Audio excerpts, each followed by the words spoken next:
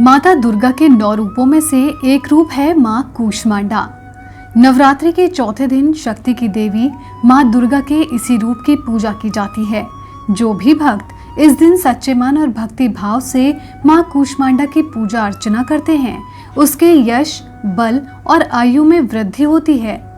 हिंदू धर्म ग्रंथों के अनुसार जब संसार में अंधकार छा गया था, तब देवी कूष्मांडा ने ही अपने ईश्वरीय हास्य से पुनः ब्रह्मांड की रचना की थी, जिस वजह से मां कूष्मांडा को सृष्टि का रचनाकार भी कहा जाता है।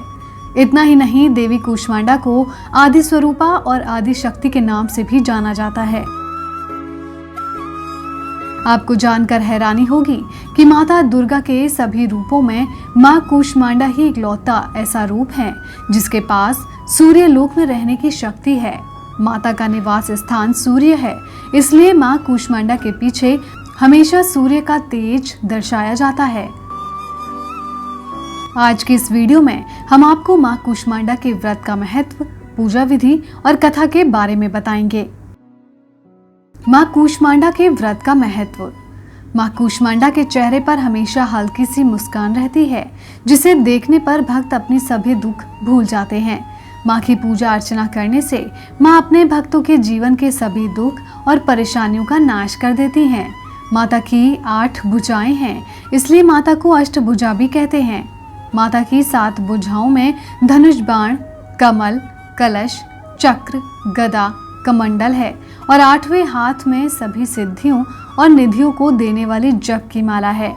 मान्यता है कि माता के हाथों में जो कलश है उसमें अमृत है, जिससे माता अपने भक्तों को दीर्घायु और स्वस्थ रहने का पुनर्वरदान देती हैं।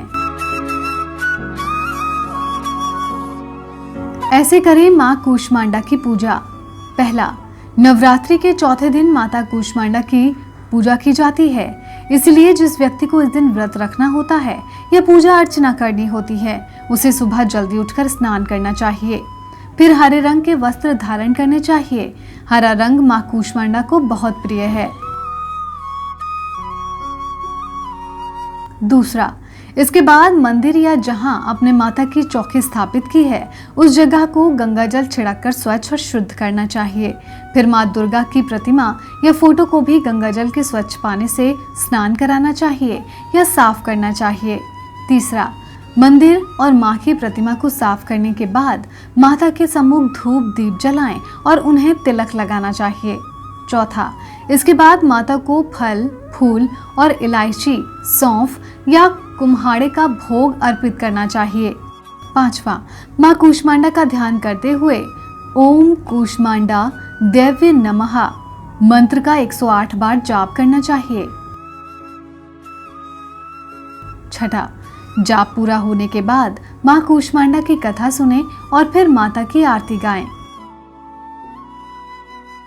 सातवां, फिर शाम के समय स्वच्छ होकर या स्नान करके माता की आरती गाएं। आठवां, माता को भोग लगाएं।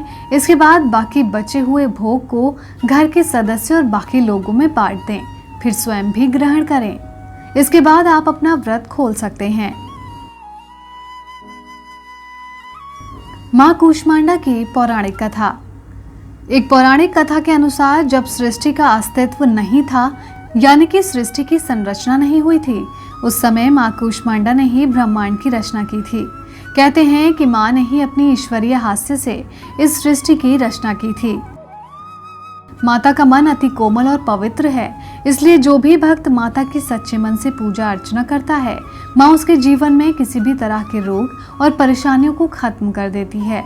मां कूष्मांडा थोड़ी सी ही भक्ति और सेवा से जल्द ही प्रसन्न हो जाती हैं। फिर अपने भक्तों को दीर्घायु देने के साथ साथ जीवन में धन संपदा और बल, मान, प्रतिष्ठा का भी वरदान देती हैं। यदि आप भी अपने जीवन को निरोगी बनाना चाहते हैं और जीवन में यश और धन कमाना चाहते हैं, तो नवरात्रि के चौथे दिन मां कूष्मांडा की पूजा अर्चना अवश्य करें।